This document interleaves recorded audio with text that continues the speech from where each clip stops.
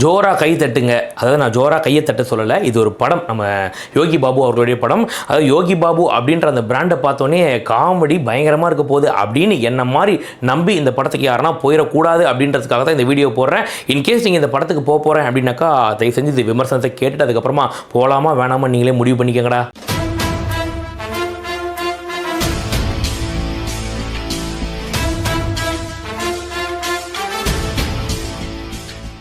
ஜோரா கையை தட்டுங்க படத்தோட கதை என்ன அப்படின்னு பார்த்தீங்கன்னா, யோகி பாபு அவர்களுடைய அப்பா வந்து ஒரு பெரிய மேஜிஷியன். அவர் வந்து பார்த்தீங்கன்னா பல மேஜிக் பண்ணுவார்.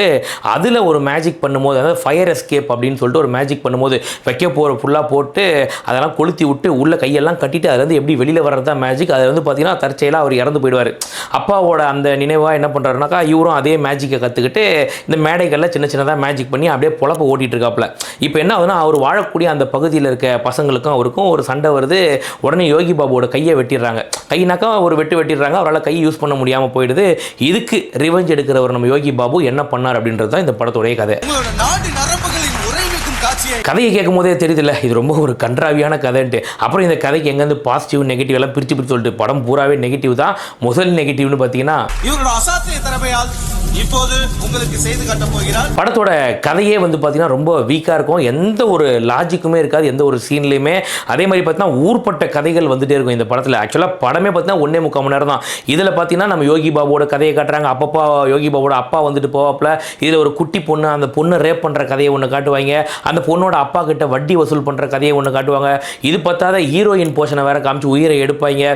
இந்த பக்கம் பார்த்தீங்கன்னாக்கா ஒரு போலீஸ் வந்து இன்வெஸ்டிகேட் பண்ணுறன்ற பேரில் உயிரை எடுப்பாங்க. இது எதுவுமே நம்ம மனசில் நிற்காம எல்லாமே துண்டு துண்டாக போகிறது தான் இந்த ஜோரா கையை தட்டுங்க படம். இந்த உலகத்தில் குறை இருக்கிற ஒருத்தனை நக்கலும் கிண்டலும் பண்ணி அவனை தோற்கடிக்கிறதுல தான் இங்கே எல்லாருமே ஆர்வம். மொத்தத்தில் இந்த ஜோரா கையை தட்டுங்க படம் எப்படி இருந்தது அப்படின்னு கேட்டிங்கன்னா, நான் பார்த்த மிக கேவலமான படங்களில் இதுவும் ஒரு படம் அப்படின்னு சொல்லுவேன். ஏன்னா காமெடியே இல்லாத ஒரு காமெடி படம்னு சொல்லி நம்ப வச்சாங்க இல்லையா.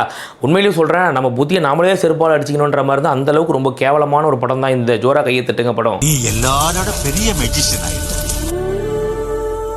படத்தில் பார்த்தீங்கன்னாக்கா டப்பிங் லிப்சிங் இஷ்யூ பயங்கரமாக இருக்கும். அதே மாதிரி பட்ஜெட் பிரச்சனை வேறு பயங்கரமாக இருக்கும் போல்.